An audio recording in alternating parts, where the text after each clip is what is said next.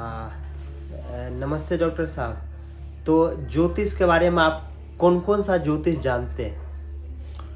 हम जो है ज्योतिष में अंक विज्ञान, जिसको नंबरोलॉजी कहते हैं, और रमल विज्ञान जानते हैं, जो पासा फेंक के ज्योतिष का गणना किया जाता है, उसको भी जानते हैं। और एस्ट्रोलॉजी भी जानते हैं, जिसको कुंडली विज्ञान कहते हैं। ये 3 तरह के ज्योतिष की हमको जानकारी है, लेकिन बहुत गहरी जानकारी नहीं है, मैंने जानकारी है। नंबर 1। नंबर 2, आयुर्वेद के विभिन्न नुस्खे, मैंने बहुत छोटे छोटे नुस्खे, लेकिन बहुत कामयाब नुस्खे मैं जानता हूँ। संयोग से इसलिए कि मैं आयुर्वेद परिवार से हूँ, इसलिए बहुत से नुस्खे तो यूँ ही जानता हूँ। कुछ गुरुजनों ने बताया, कुछ परिजनों ने बताया, कुछ हमारे परिवार के लोगों ने बताया। ऐसे हमारे पास अच्छी जानकारी है आयुर्वेद के नुस्खों की। और आयुर्वेद के अष्टांग अंग हैं, 8 अंग आयुर्वेद के हैं, जिसमें 8वां अंग जो है वो भूत विद्या है। भूत विद्या माने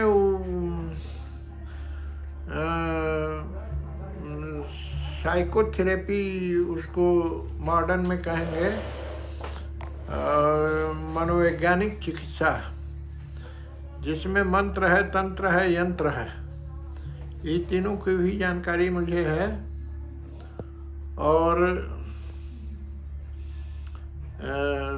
हर चिकित्सा पद्धति के बेसिक की जानकारी मुझे है। जैसे चाइनीज चिकित्सा है, एक्यूपंक्चर में 2 बिंदु होते हैं, ईन और यान। ईन जो है ऋणात्मक बिंदु है, और यान जो है धनात्मक बिंदु है। ये संवेदनशील बिंदु हैं, बॉडी में अनेक होते हैं, अनेक जगहों पे, जिनको पिन करने से जो पीड़ा होती है उसका शमन होता है। और नेचुरोपैथी भी जानते हैं, आग, पानी, हवा, प्राकृतिक रस, गुण, वीर्य, विपाक के आधार पर जो क्रियाएं हैं शरीर की, इनके विषय में भी जानते हैं। वनस्पतियों के गुण धर्म को अच्छी तरह जानते हैं। और खनिज के शरीर पे क्या उपयोग है, बाह्य प्रभाव क्या है, इसके विषय में भी जानते हैं। रत्नों की जानकारी है। आयुर्वेद में एक श्लोक आया है कि माणिक्य मुक्ता फलविद रुमाणी, पुष्पम चतार्छम भिदुरम च नीलम, गोमेद कंच भिदुर कंच क्रमेण रत्नानि नवग्रहाणि। ये 9 ग्रह के अनुसार ये रत्न बताए गए हैं आयुर्वेद में। आयुर्वेद के रस शास्त्र का विषय है। इसके अलावा हम पारद विज्ञान पे मेरा अच्छा शोध है, रस विज्ञान पर। मैं पारद को लिक्विड से ड्राई फार्म में 5 मिनट में बदल दूंगा। Only 5 minute. जो पारा होता है, पारा। हाँ जी, मरकरी। बहुत से चीज़ें हैं, बहुत सा अध्ययन हमने किया, बहुत सा खोज किया, बहुत ग्रंथ पढ़े। और हमारी अपनी निजी लाइब्रेरी भी है, कम से कम 500 किताब होंगे हमारे पास। तो और हमने डायरियाँ भी बहुत लिखी हैं, ज्योतिष से संबंधित, रस विज्ञान से संबंधित। आपको एकल अवस्थियों का गुण, प्रभाव, प्रयोग और कॉम्बिनेशन कैसे किया जाए, उसमें क्या ध्यान दिया जाए, किस पॉइंट को ध्यान दिया जाए, ये मैं जानता हूँ। किससे कि अब जैसे आयुर्वेद में आयुर्वेद के कुछ सिद्धांत हम समझा रहे हैं। जैसे शुगर की दवा है बसंत कुसुमा का रस, स्वर्ण आइटम है, गोल्ड आइटम है। इसमें जितने भी रस भस्म पड़े हैं उनकी घोटाई घृत कुमारी और यहाँ तक कि गन्ने के रस में भी करते हैं, भावना देते हैं। एक व्यक्ति ने हमसे कहा कि जब शुगर की दवा है तो गन्ने के रस की भावना इसमें क्यों देते हैं? इसके पीछे बहुत ऊंची सोच है आयुर्वेद की। वो अगर गन्ने के रस की भावना उसको न दी जाए तो हो सकता है वो शुगर को नील कर दे। नील कर देगा तो बड़ी समस्या हो जाएगी, फिर शुगर अलग से देना पड़ता है। तो शुगर घटाए भी और नील भी न करे, इसलिए गन्ने के रस की भावना देते हैं। ऐसे ही आयुर्वेद में एक दवा है, वो डायरिया की रामबाण औषधि है। माने इतना फास्ट वो काम करती है कि वो पेट में गई कि वो एक्शन में आगे तुरंत, कैसा हो डायरिया हो, कितना हो टट्टी होता हो, खाली कर्पूर रस के साथ शंख भस्म को मिला के दे दीजिए, तुरंत चेक करता है। माने वो जादू करता है। वैसा तो कोई एलोपैथिक दवा नहीं है जो ऐसा करता हो, लेकिन उस जो चेक करता है तो उससे गैस न बने इसलिए शंख भस्म उसमें डालते हैं।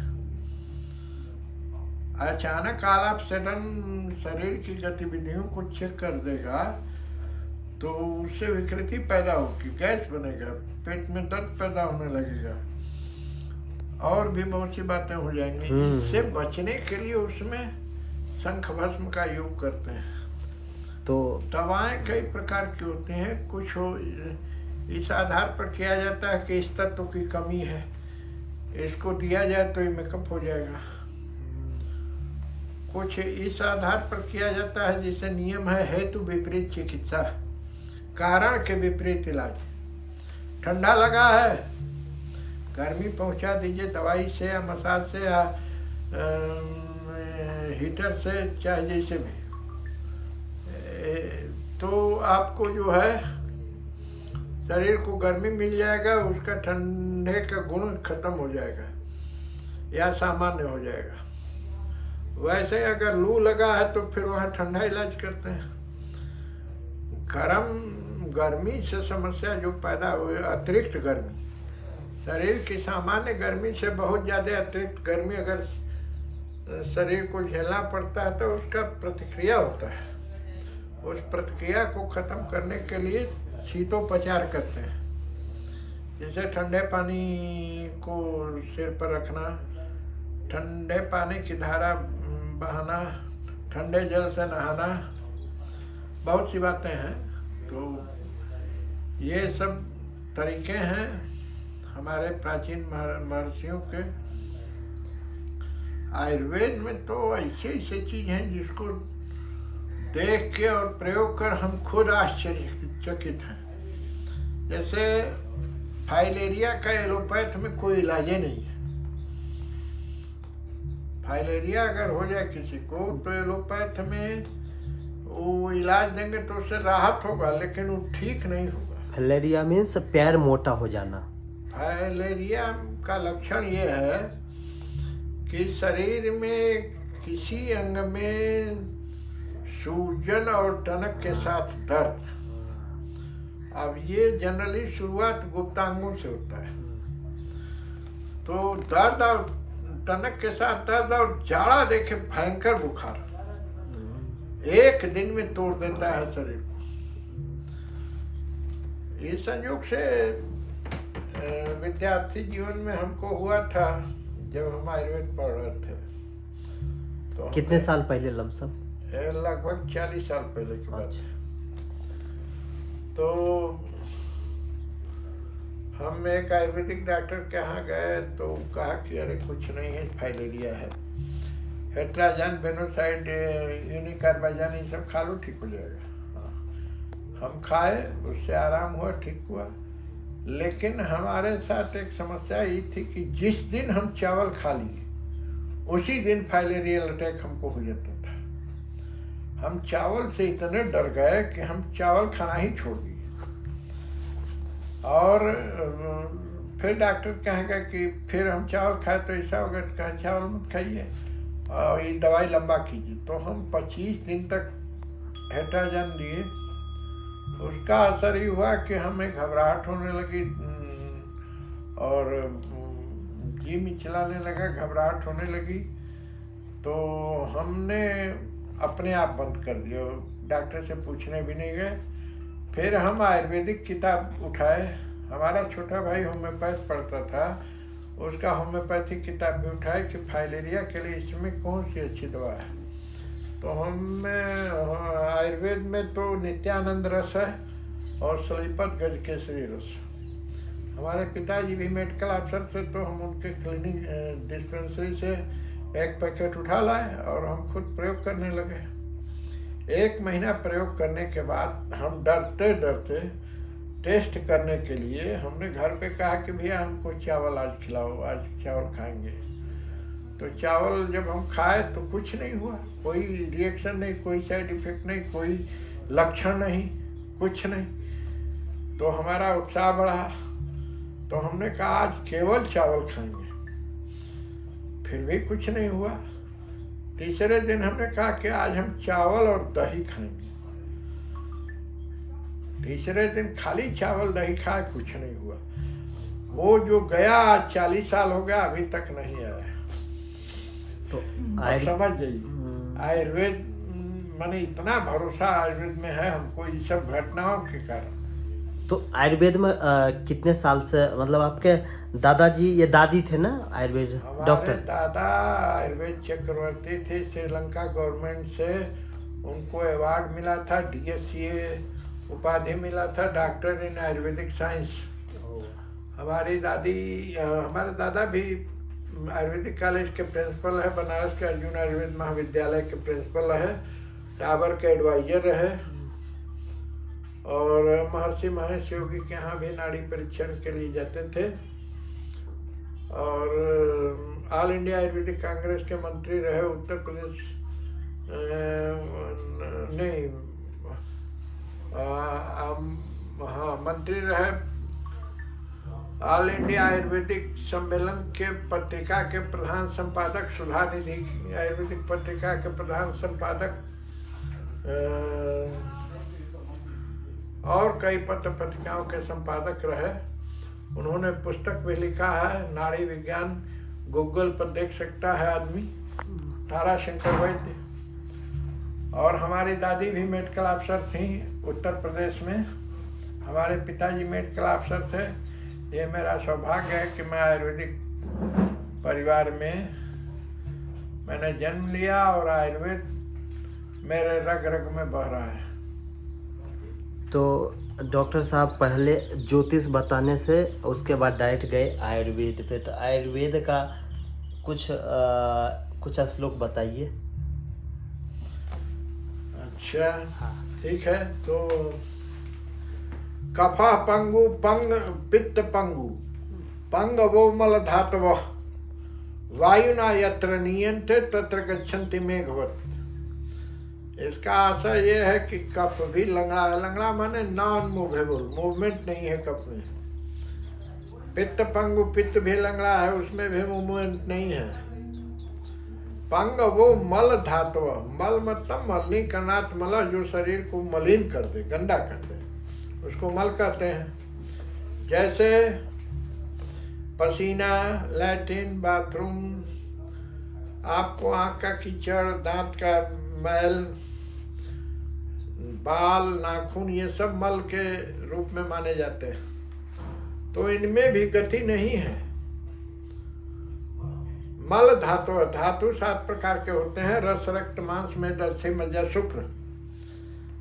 ये भी गतिमान नहीं, इसमें भी गति नहीं है। तो कहता है कि भाई आखिर में शरीर में गति कैसे पैदा होती, कैसे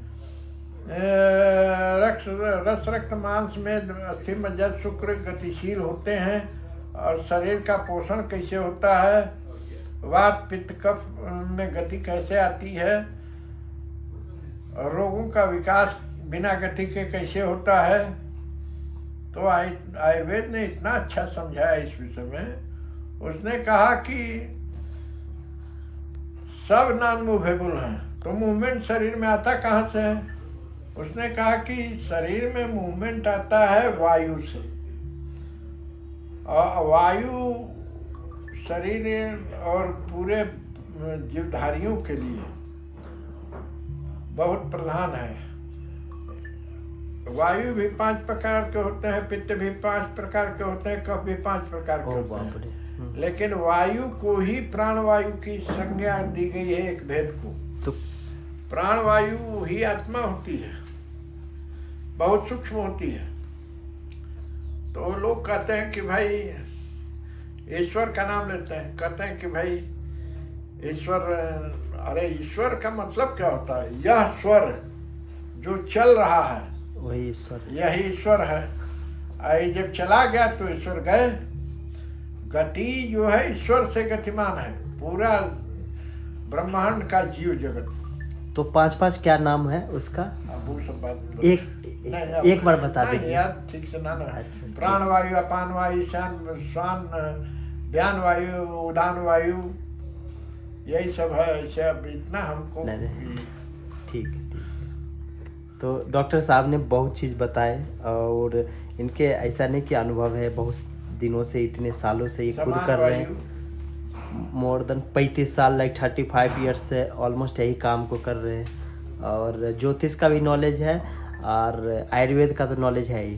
तो इसका मतलब ये है कि आयुर्वेद से, ज्योतिष से बहुत कुछ लेना देना है, क्योंकि ज्ञान जो है हमारा हेल्थ इज वेल्थ। आयुर्वेद, ज्योतिष, तंत्र, प्राकृतिक चिकित्सा, योग, ये सभी से आयुर्वेद से जुड़े हुए हैं। हाँ जी। तो आयुर्वेद से बहुत ज़्यादा, ज्योतिष से भी, मतलब आयुर्वेद हर चीज़ से मिला हुआ है। कुछ भी होगा उससे पता चल जाएगा। जैसे डॉक्टर साहब हाथ देख के बता देते हैं, फिर उसके बाद जो भी ज़रूरत होता है पल्स देख के, पल्स रीडिंग जिसको बोलते हैं, उससे बताते हैं। फिर पूरे आँख से, नाक से, चेहरे से, जो जीव होता है जीव से, नाड़ी, मूत्र, मलम, जिह्वा, शब्द, स्पर्श, दृगाकृति। नाड़ी, मूत्र, मल, जिह्वा, जीव, शब्द माने आवाज, स्पर्श माने छूकर, दृग माने आँख, आकृति माने चेहरा। इतने तरह से ये निदान होता है आयुर्वेद में। इसको अष्टविधि परीक्षा कहते हैं। आयुर्वेद में 3 तरह के परीक्षा हैं। त्रिविध परीक्षा, देख कर, छू कर, पूछ कर। तो ये तो कॉमन है, हर लोग करता है, हर करता है। लेकिन अष्टविधि परीक्षा का वर्णन आयुर्वेद में ही है। 10 विधि भी है। अष्टविधि का हमने बताया, इसे 10 विधि भी है। अब इस समय हमारे दिमाग में उतना नहीं है, इसलिए तो इनके पास बहुत सारे नॉलेज है। अगर आप लोग किसी मिलना चाहते हैं, कंसल्टेशन भी करवाना चाहते हैं, तो ऋषिकेश में रहते हैं। इनका ढाल वाले में सेंटर है और ऑफिस है। मेडिसिन भी देते हैं, बहुत ऑल ओवर वर्ल्ड देते हैं, नो जस्ट ओनली इंडिया, पूरे वर्ल्ड में देते हैं। हर जगह इनका मेडिसिन और कंसल्टेशन ऑनलाइन ऑफलाइन दोनों अवेलेबल होता है।